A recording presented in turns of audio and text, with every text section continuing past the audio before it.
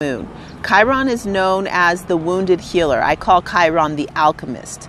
So Chiron wants to bring together all parts of you and into a whole being. So in that journey of that happening, it's like there's abandonment, loss, betrayal, pain, frustration, and guilt and shame. All of these things that we don't like are connected with Chiron. And when those things happen, the only choice we have to do, we have many choices. When abandonment, loss, betrayal, guilt, shame, fear, when those things come up, we have a lot of choices to do. But what Chiron is here to show us is to inhale and breathe it in. I feel scared. Yes, inhale, breathe it in. There's an intense energy when we have abandonment, loss, betrayal. There's like this desperation. And when we cling to the outside, the attachments of the outside world, we will do anything to have our sense of who we think we are. We'll do anything to keep that safe and to keep that looking the way we want it to look. And what Chiron is doing is not giving us that choice. Chiron is like, no, there is more to who you are. This that you think you are is not really who you are. And Chiron's, the journey that we have through becoming Chiron and our chirotic journey is about breathing it in. Yes, this is happening, being able to breathe that energy in, let it ricochet off of all of those parts in us, loosening it up, shaking it up, and really just becoming more of who we actually are as beings of ancestral wisdom through our DNA and light beings that, that's in our cells, like being who we are in that sense. And of course, we're always going to have our personality and our identity as, what we're doing in the world. I asked one of my great friends and teachers once, what do you think ego is for? And he said, ego is for you to get your magic, your medicine out into the world.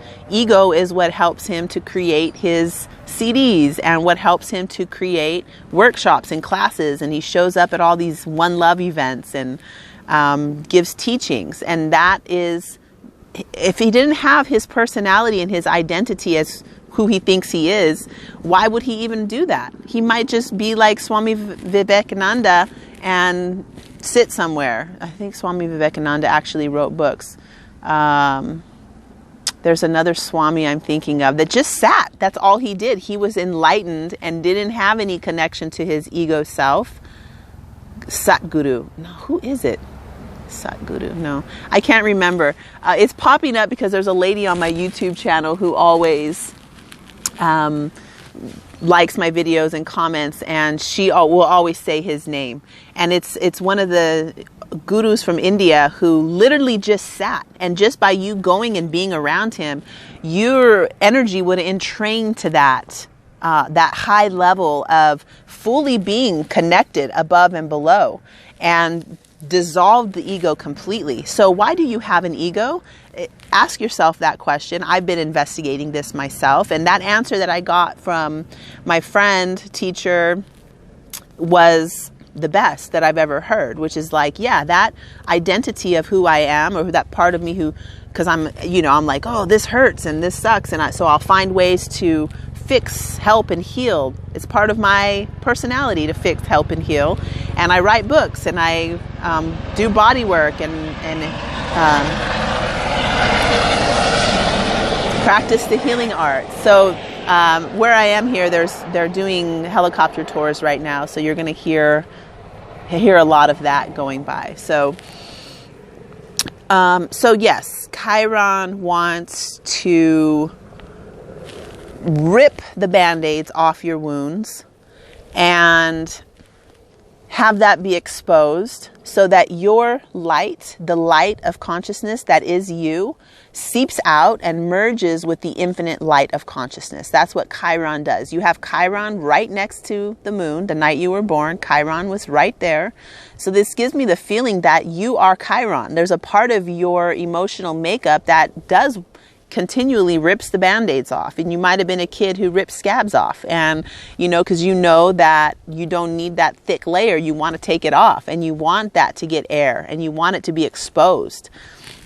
So, and maybe not, maybe you're very uncomfortable. I think at this time, you were born in 1959. By now you may be one of those people that I love, who's just all out there, just got, your open book, your scab is ripped off, and you're just here.